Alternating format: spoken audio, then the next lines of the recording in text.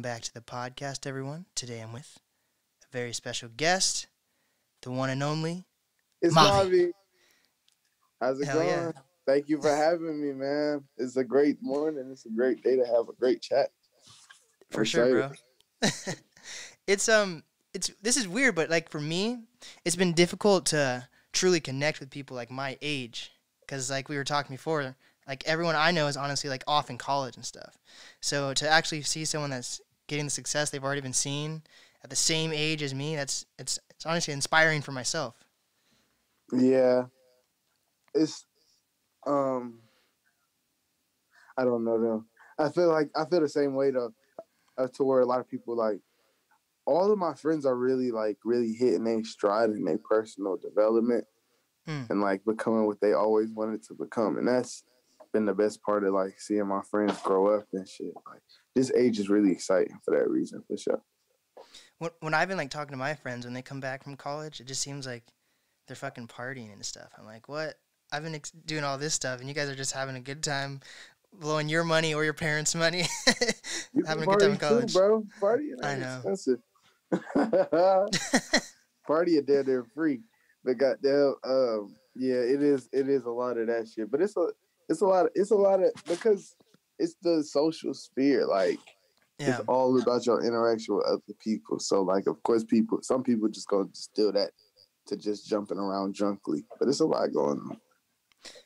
Wouldn't you say that some people feel that once you go to college, you're stuck in this mindset? Like the teachers, the professors, whatever, like, are forcing you into this one mindset. And I from what I feel like sometimes, like, all these college kids are thinking the same way, whether it's about being woke or, like, I have friends that, this is not a bad thing to say, but like people are like starting to use like their he's, she's, theys, thems, all this like woke shit that me and people that I'm associated with artist-wise are like, what the fuck does any of this mean? You know, have you been dealing with any of that in college? I think that comes from, like at college. I will say this, especially going to a HBCU, you meet all types of people that you never. Not that you never would have met, but that you haven't met before, either. Just because the concentration of people that's grouped age range wise. So your social milieu, your access to types of people increase depending on what kind of college you go to. And I think that's a real, it's a real available learning opportunity for like understanding the like issues that may not affect you in your everyday life, but that you still might play a different role in. So I think for that reason, that's one reason why people come home knowing more things about like, gender identity, pronouns, stuff like that. And then also because like people have groupings based on academic movements or thought systems that they like fuck with, which is not something you see so much in, you know what I'm saying, your regular everyday friend group. Like my friend group, they don't have no kind of singular religious identity. We don't all think the same things will work politically for Black people, for the country, for the world, whatever. But in college, that striation really allow you to find people based on your agreements, So that's one of the help. It could be helpful and it could be harmful, but in my experience, it's been really helpful. And just like, because learning from your peers is one of the best ways to do it. Makes sense. So what made you decide to go to HBCU? It wasn't even really no decision. Like, it was like, I was raised around Black people. I went to school with Black people my entire life. And I just didn't feel like at 18, where my mind was, what my needs were from my people, from my education, from the city that I moved to, I didn't see it being any easier or any more fruitful if I did it in a deliberately white space while I still had the choice otherwise. So like I didn't even apply to any PWIs. Yeah. What does PWI mean? Huh? What does PWI mean? Predominantly white institution. Oh shit. Yeah, so I ain't apply to none of them. And I also like that distinction more than just HBCU because let's call them what they are. But yeah, I applied to like mad HBCUs. I applied to FAMU, Morehouse, Howard, um, Norfolk, Winston-Salem, Johnson C. Smith. I applied to a lot of HBCUs. And they gave me a lot of funding. Claflin, South Carolina State. Like a lot of these smaller HBCUs gave me full rides and stuff. Wow. I ended up choosing Howard because I wanted to move to like kind of a large city because of my like arts passions. And because like DC has really good like Black culture that's well preserved. Mm-hmm. I appreciate that. Have you been able to tap into like the music scene there? Yeah, definitely. That's been a lot of fun. That's been one of the main reasons why I'm excited to get back to DC when school go back in person. Definitely tapped in with the music scene. And in the DMV, not just DC alone, but like in the entire DMV, it's like this wave sweeping of like really high quality and really high intensity and high uniqueness DIY art coming out. And just being in that space has been super, super, super inspiring. And you're on spring break right now? Nah, I'm not. I'm in class. Like, we just got back from spring break like last week, so I just be jigging. Like, I be trying to make it where I have a good time and I'm doing a reasonable amount of rap shit while I'm in school, especially while I'm on this online shit. Yeah. Yeah. Dude, that must be super helpful for your rap career then. If everything's like virtual, you can basically do whatever you want wherever. Yeah, definitely not having to physically go to class. It takes a time constraint off, but it is an obstacle in terms of focusing. Like, I'm a real believer in active listening, and that's one of my main like love languages, and it's one of my main like advantages to learning that I can give myself, which is just by being present. And it'd be tougher to be present when your class is just one tab on your Google Chrome app. You know what I'm saying? Yeah. Wow.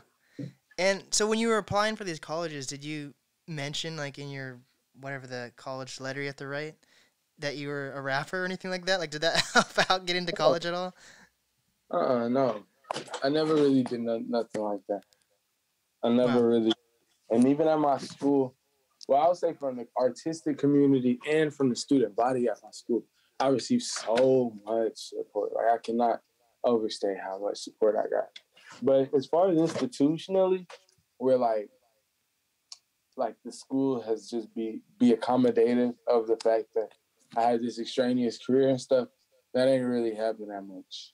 I don't really expect it to, because my goal for being at Howard in class it's not necessarily related to rap, you know? Right. Yeah, get into that. I was listening to a previous interview. You were doing like something with like neuroscience or something like that. Yeah, so I'm a bio major and a psych minor, and I chose that because I'm into neuro, and I really want to like continue doing neuro stuff like in higher ed, because neuro basically explore like the biological precepts to like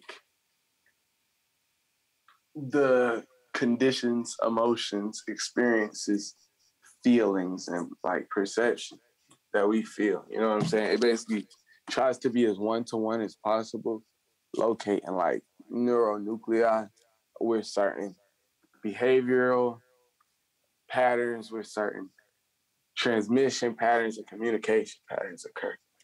And so it's really cool. It's kind of like, it feel like working a circuit board of the brain and then checking your work with like, you know, the experiential observation. And did you choose this because it would help with your rap career, or do you think of your rap career as a side thing and like you have other business? Like, my rap career is my main thing. It's mine, but that's not my only thing. Like, correct. I would never, and especially because of what rap.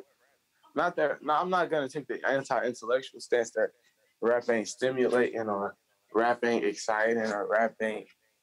It don't got no fucking. You know, it don't have no educational component to it.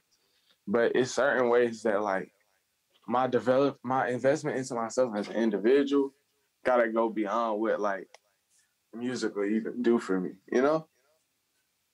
Right. So what what were you in like your place in life when you were in high school? What made you decide to like start majoring in this stuff? Because you have to decide before you go to college what you want to do, I'm guessing. I was just reading a lot, especially like my 11th grade year. I got really into like philosophy and stuff. And so I really got into like this hunt for understanding consciousness, which is like one of the most contentious like philosophical debates. And the only like what I realized going through these philosophical theories of consciousness is like it's so much refutation of like thought toward consciousness from the old days by modern neuro, like about how people thought our mind existed. A lot of that has been debunked relatively recently, like in the last 40 years or so. And so just being on the cutting edge of like, so what are we saying consciousness is this year? That's what I was really interested in. Are you into like AI stuff then? A little bit. Machine learning is really interesting to me. But and machine learning is definitely like one of the major intersections of like modern neuro. But I'm not so interested in it only from the perspective of, my mom's a nurse too. So my interest in biology, it kind of got a clinical little like tilt to it too. And also like I have mental health history like in my family. So I also just want a greater understanding of like, why do we feel the way we do? You know what I'm saying? And if there are biological like predispositions to feel in certain ways, how can we mitigate that with our life experience? Because another part of neuro is neuroplasticity, which is basically your brain changes based on your experience. That's what learning is. And so just reverse engineering that learn by experience relationships so we can understand how to make certain people who are born with certain genetic predispositions have a better life. That's what I'm interested in. Are you talking like like from physical and mental? Like mentally, you can be talking about like depression, anxiety, I mean susceptibility to substance abuse, addiction. I mean bipolarity. I mean extreme depression, anxiety, because these are all things.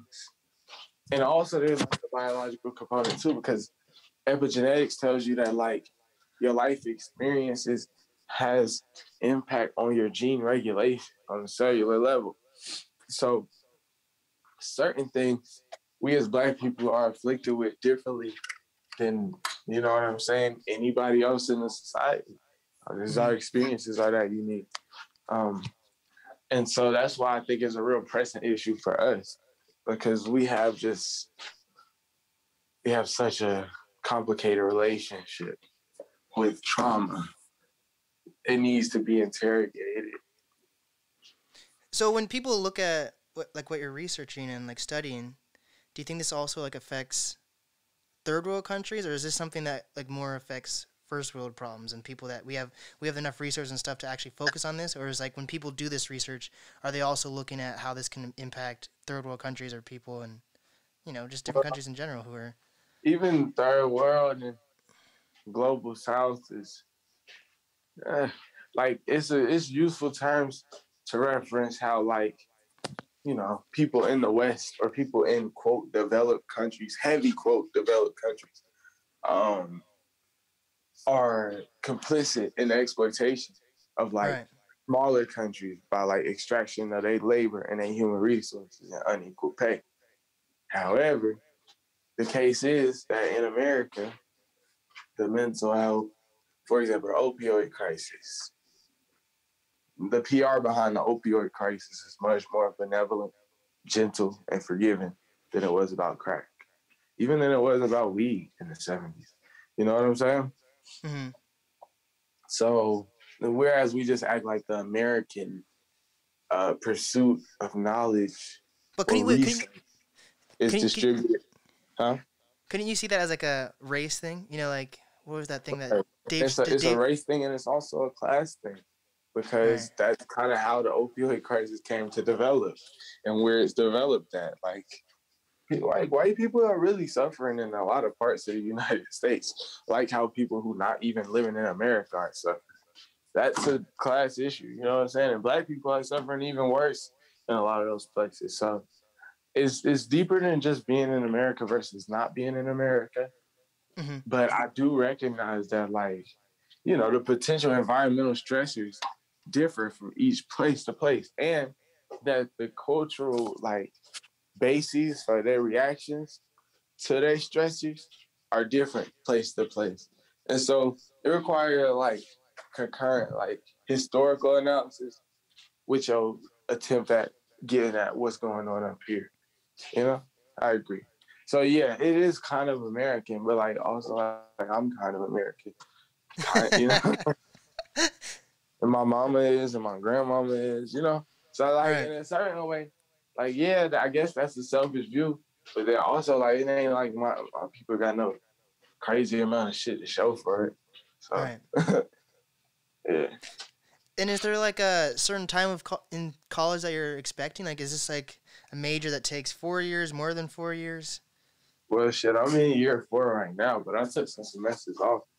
So hopefully I can be done by like, if I go in the summer, hopefully I can be done by like the end of the fall or by spring next year. That just be it. Wow. And this is all just for like to gain knowledge versus using this to get into like another career field? Yeah, I don't really need a job. Like Right. that, like that's a privileged thing to say, but it's actually the truth. Like I don't need a job. Wow. I don't really even particularly want a job. I never did. I never see myself wanting a job. Who does? So yeah, I think going to college because you want a job is dumb to me. Like if you want a job, if you want a well-paying job where you could buy a house and raise a family, you don't need to go to college. If that's what you want, don't even go. Cause like college is gonna make you try to get good. College gonna try to train you for all sorts of things that you're not even that interested in, or try to shape you in certain images that you're not even trying to play. I went to college because I'm trying to extract some knowledge from what they are trying to teach us. Period. Wow. That's dope. I haven't heard that perspective at all. That's kind of crazy. Yeah, because you know, like my great grand was a plumber, and most of my granddaddies is plumber. My daddy's a programmer. He went to school for philosophy. My mama is a nurse, but she went to 2 years school for the nurse. So that's what I'm saying. Like, even where like if you're trying to do work that's gonna fulfill your life, go do the work that's gonna fulfill your life before you go to college. Only certain fields like, you know, certain types of medicine, engineering, certain things like that require you to go. And then like even the education you receive at college, it's not a replacement for job training. So it's like, yeah, bro, if you don't really want to go to school, then don't go to school. You know what I'm saying? Wow. Yeah, that makes sense. Yeah. So on another like consciousness thing, Mm-hmm. I've been watching this TV show called Westworld. I don't know if you've heard of that show. I haven't seen it, but I heard of it. So basically, it's like an amusement park where these programmers made these lifelike robots that look like humans and that have some sort of consciousness, but it's not complete. Yeah. And as the show goes on, these robots are starting to gain full consciousness, and the show like deals with what makes a human like a human. So my question to you is, do you think it's consciousness that makes a human? Because if these robots in the show are gaining consciousness, does that make them a human? They're already lifelike looking. No. Human is a distinction from the other kind of animals that there are, that all got their own kind of form of consciousness. Whether you want to say it's primitive or less developed, I don't know that that's even for us to say. Because in some respects, like, for example, my dog can't discern every word in a sentence that I'm telling him, but he can use the tone of my voice to know what I'm saying, and he can smell me driving down the street. So it's like, you know, like I think humanity is a distinction of like our specific skill sets, environment, diet, and life way versus the other animals that are Earth, because they all have a piece of the same puzzle that we feel we are a complete version of. And furthermore, for all of our assumed like completeness, we ain't happy with this kind of condition. Like humans are kind of long suffering as a species. And some of it even comes from how we pedestalize our condition. Like we the only ones that can think and feel.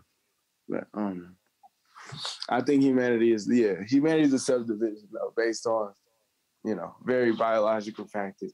And the fact that we all can we co-intelligible with each other and we can all fuck each other and have a baby. That's what make a human human. But any animal can have a baby. No, they can't.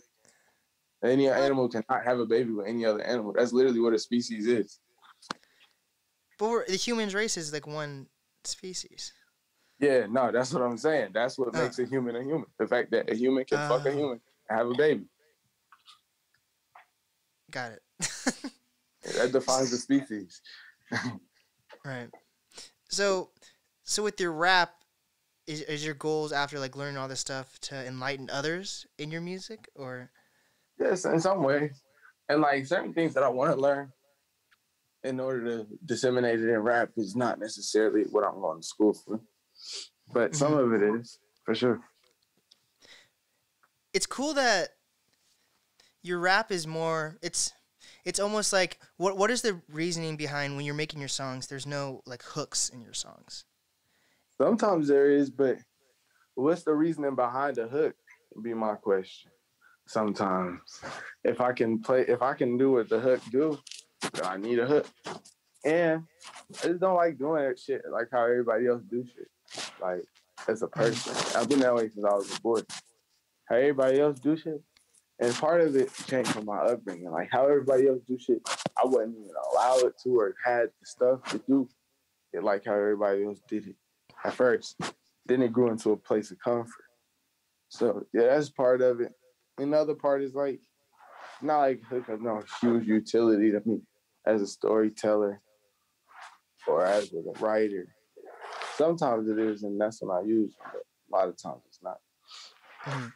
They might become a more utility later even too, but also the hook is frequently like the most simplistic and like repeated part of the song. And a lot of times that don't be my favorite part of the song to bring like central emphasis to. Like people name the song after the hook. People only remember the hook. I want people to remember the most important thing I said. Right.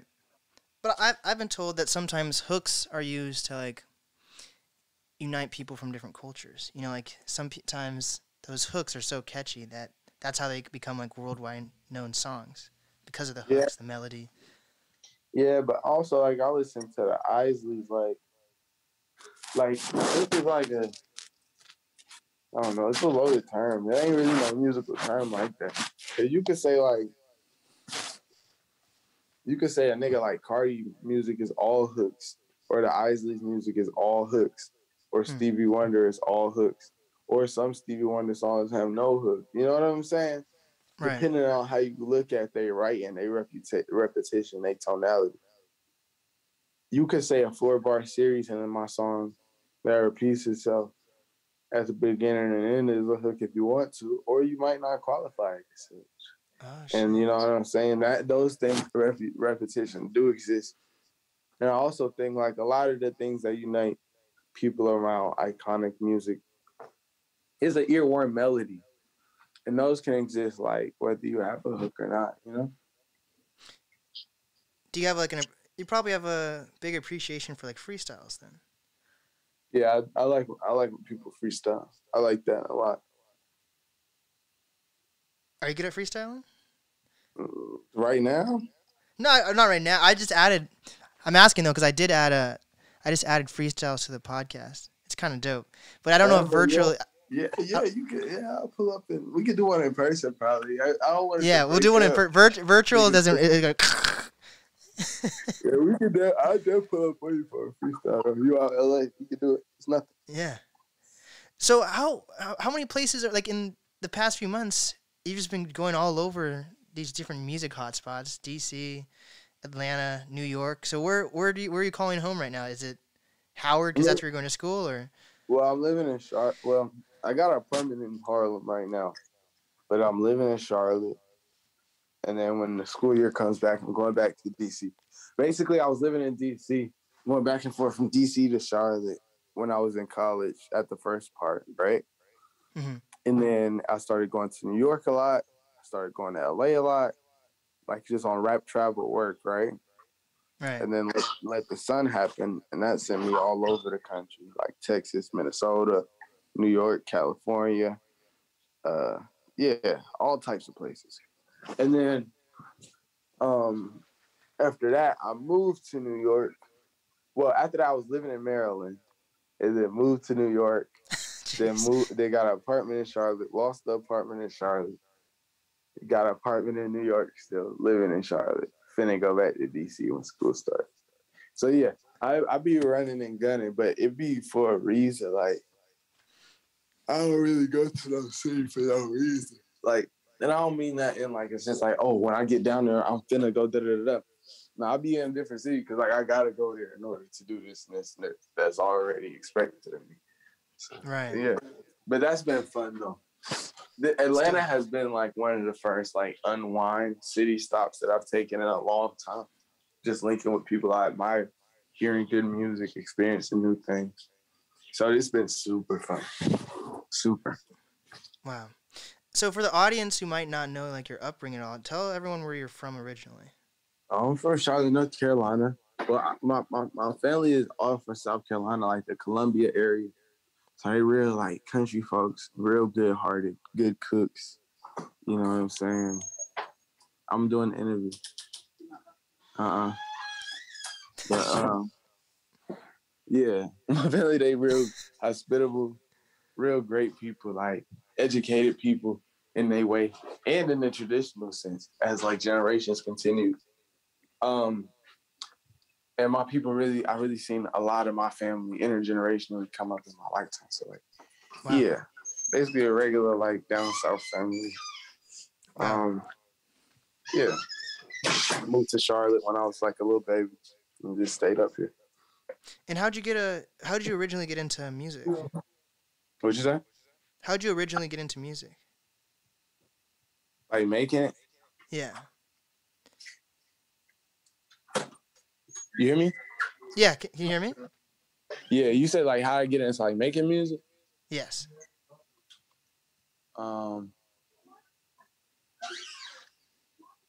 Yeah, you're dumb. Nobody. Like, how many people do you know that's here? Yeah, you're dumb. That was the door lock. Y'all locked it from the inside?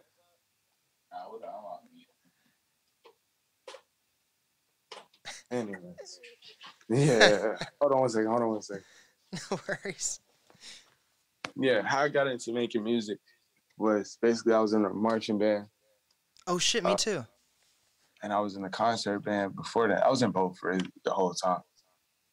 But when I got into the marching band, just started really enjoying playing music, experiencing music while it's happening, like from like the creative aspect. And What instrument? And it just suddenly went into writing, you know?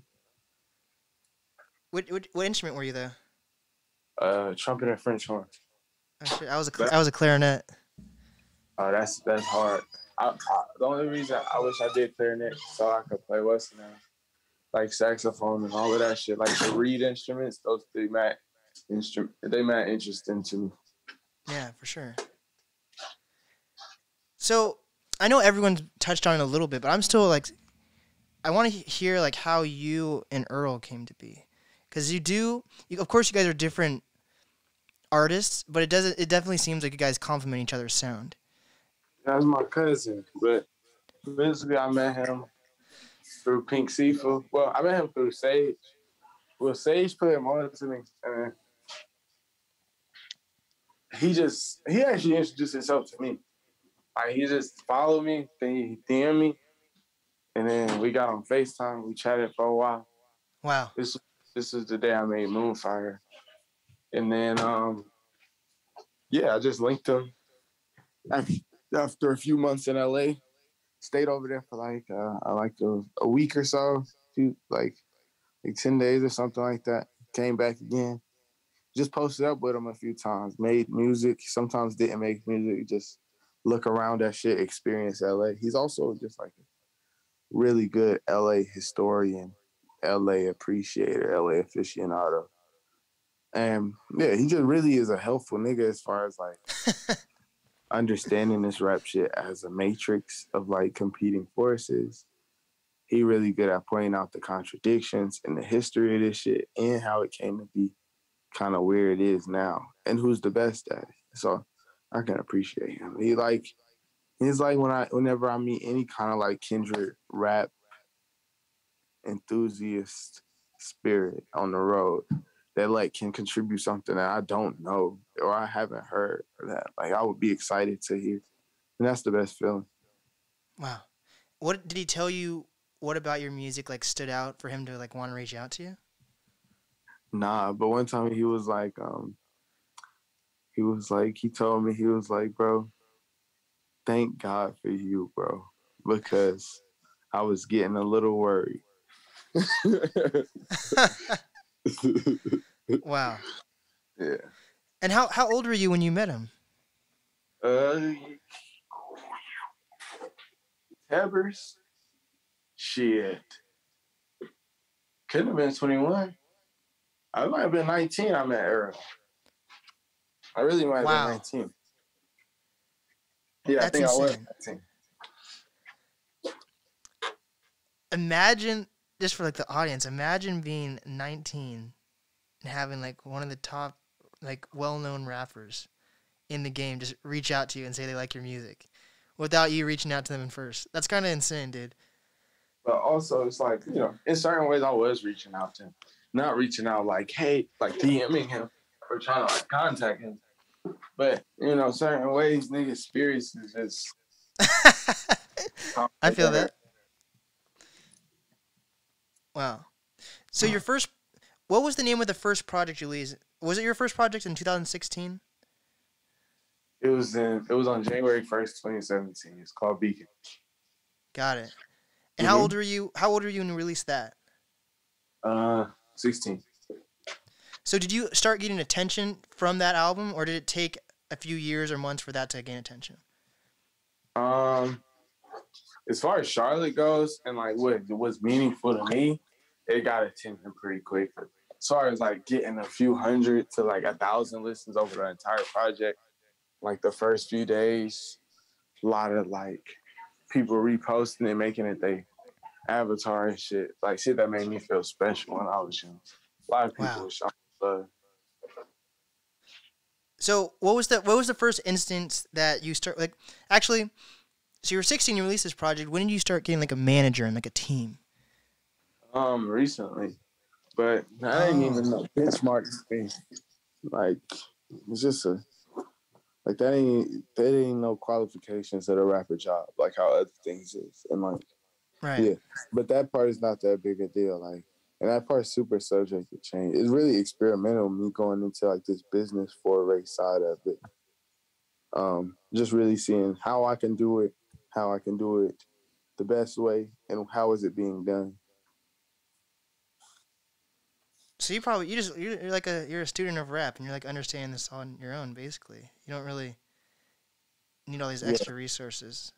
Definitely a self-taught nigga, and that comes with its benefits and its drawbacks.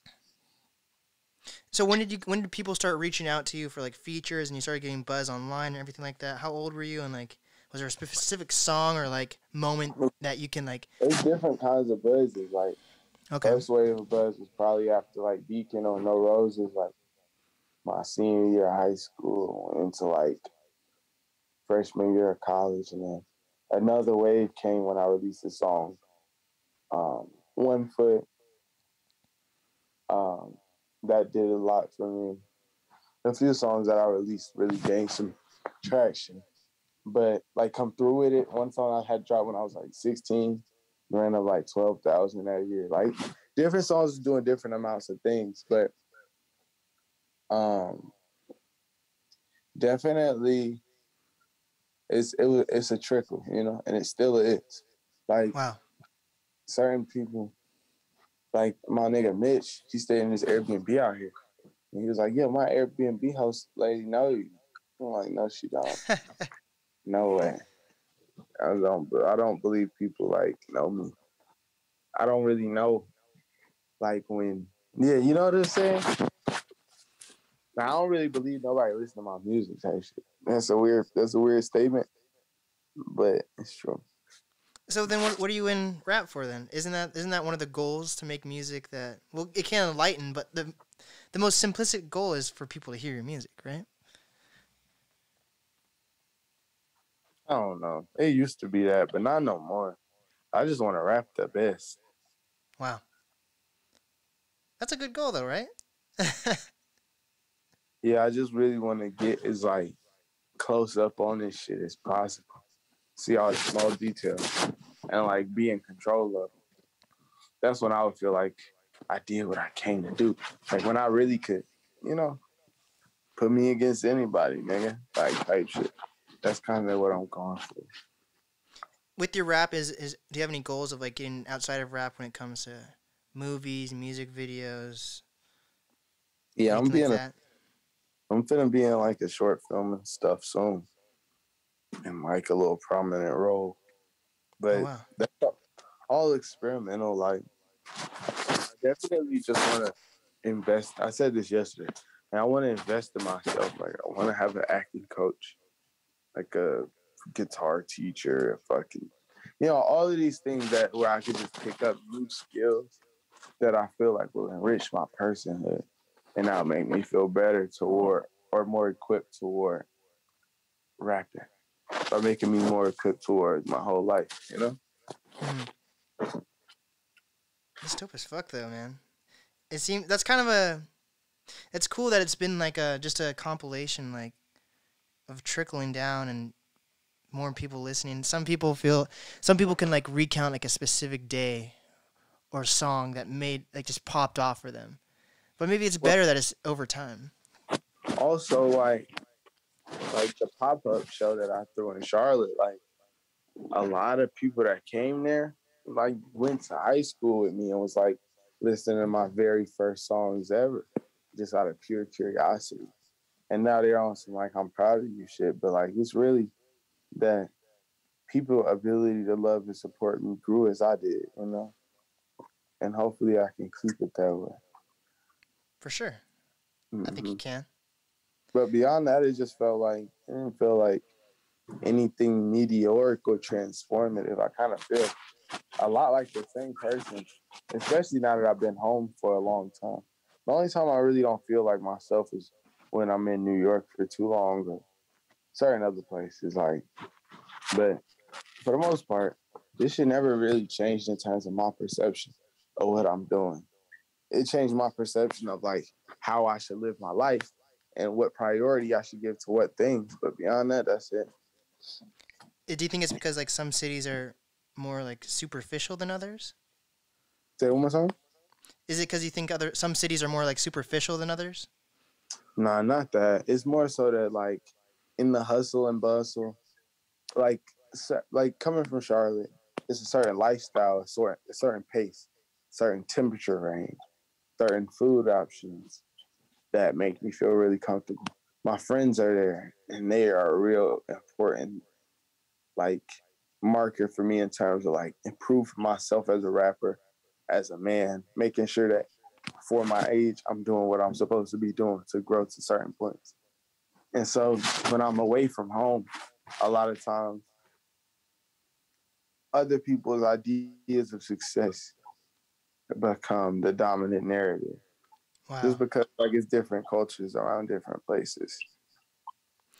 Is like family and community important to you? Oh yeah, for sure. And that's why I try to build it off of love wherever I go. Whether that be Houston. I was just with my Houston nigga out Atlanta. You know what I'm saying?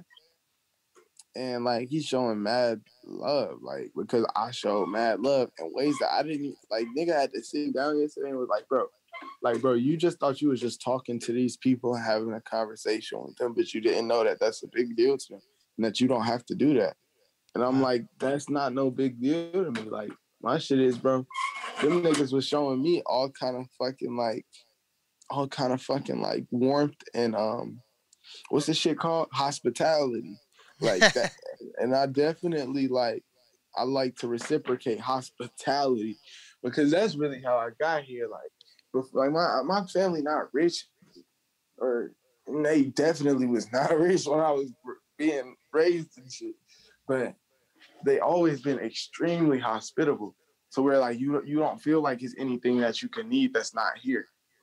And when people give me that feeling, I like to draw them in really close, show them love, encourage what they doing, support what they doing, get involved with what they doing.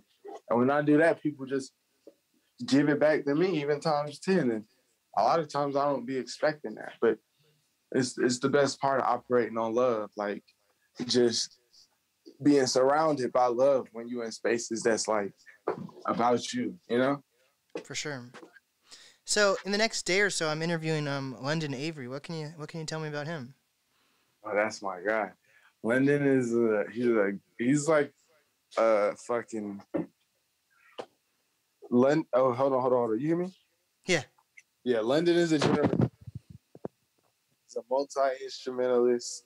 He's a writer. He's an engineer, guitarist, saxophonist, drummer, like by ear.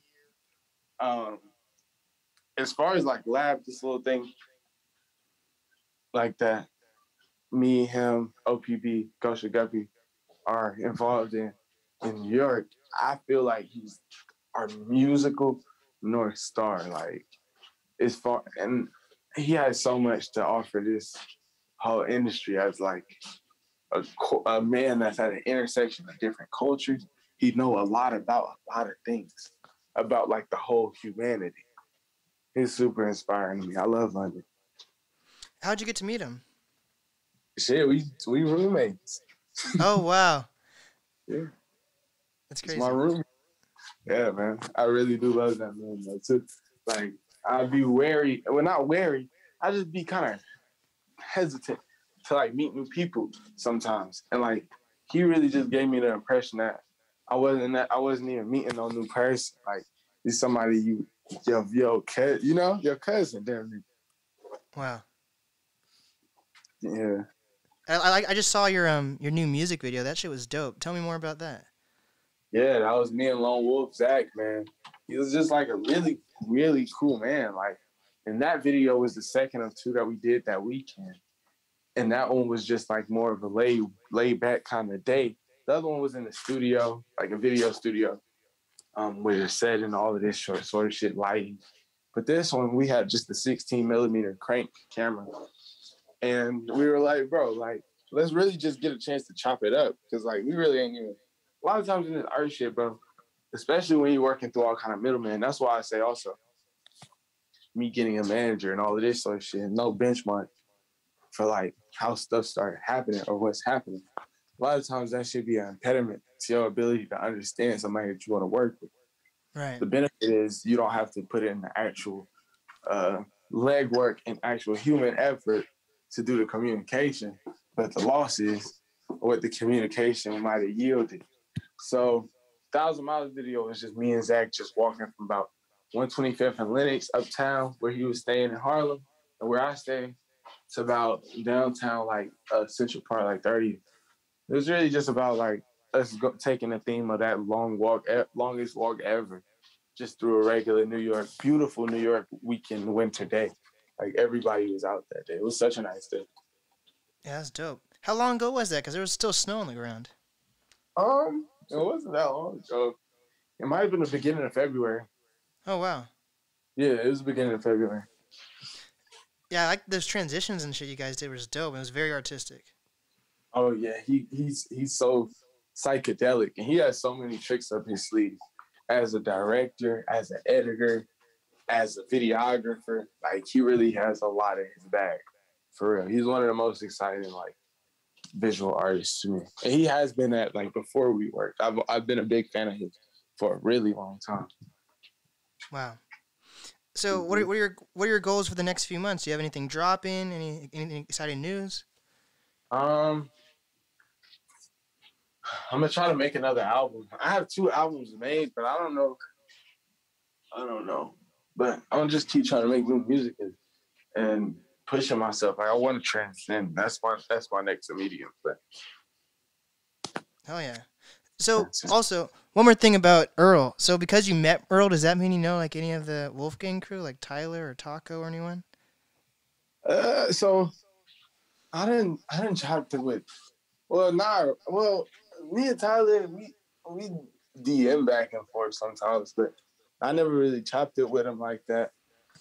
Not really no OF people like that. Mm-hmm. Maybe Sage if you count Sage if counts. Yeah, but I haven't really met too much OF people. Not Cal. But that's it. But they're all good. They're all cool people for sure. That's dope. Like really cool. That's what I love about hip hop. It's just a huge spider web. It's just a huge community. It's dope. It's a family, bro. Really. And I'm that's what I like. The thing that I admire about them is that they had that sense of artistic community where like there's a whole army of like a vanguard of rap. And I'm trying to put that together for myself and my age group and my little milieu. Hell yeah. Well, Mavi, what is some advice that you have for up-and-coming artists, creators, influencers? Don't lie. This is number one. Don't lie. It'll make you better. Number two, like be patient. Like be patient with yourself, be patient with your resources, and just stay down. You know what I'm saying? Keep your head down. The thing that you know is improving every time you put some effort into it, keep doing that shit. You know what I'm saying? Even if it's not no like fruit being yielded, no sweet fruit being yielded, it's still something growing. Invest in that growth. Cause like in some like over years, bro, that's one of the biggest blessings about being human. Our ability to learn and improve our skills just by consistent practice. So like stay in your bag for as long as you can and be comfortable there. And don't fear being there. A lot of people fear like improving or looking at their weaknesses as a writer or a rapper or whatever. Look them in their face and like run them down. You know what I'm saying? It'll make you feel better and you'll make music that excites you differently. You know? Hell yeah. Okay, what is the easiest way for people to reach you? What's the what way? Easiest way for people to reach you or find your socials? Yeah, you can DM me at MAVI for Mayor on Instagram or Twitter. Both of my DMs are open. Don't let the blue check intimidate you. I do read like a vast majority of what people send me, even if I don't respond sometimes. You get me my email. That's on my Instagram. MAVI for Mayor on everything else.